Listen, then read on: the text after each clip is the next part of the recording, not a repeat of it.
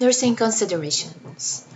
As the first thing, the nurse has to take care of assessment, assess the patient's history, and assess the patient's physical condition. The patient with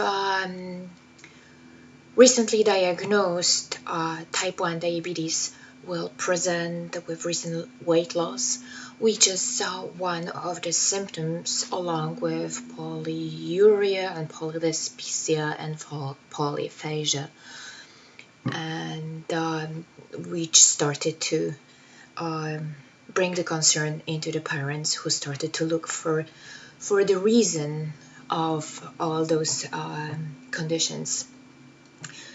Assessment of lab results, planning in acknowledge factors that lead to unstable blood glucose, which might be stress, which might be illness, which is pretty tricky. As we know, the patient will present with no appetite. However, the blood glucose level will constantly rise and has to be monitored frequently during the time of illness. Another factor that might lead to unstable blood glucose might be physical activity. Maintaining or another factor that might be giving too much insulin, which is pretty dangerous. To maintaining adequate nutrition for that will provide adequate nutrition for the normal growth of the child, and in the same time maintains the blood glucose level at the normal in the normal range.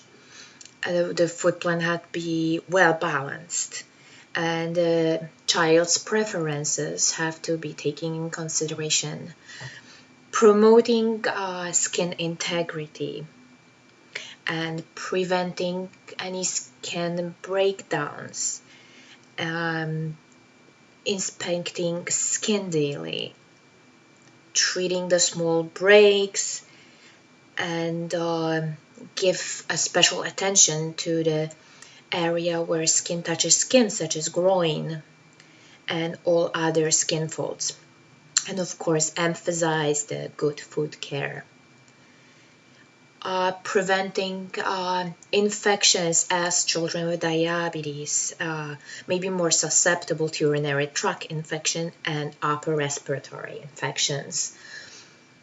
Learning to adjust to having a chronic disease.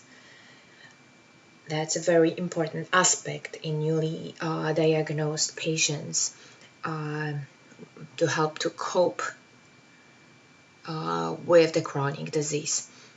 And of course, the most important planning to teach about learning about managing hypoglycemia, hyperglycemia, and insulin administration, and also the exercise needs.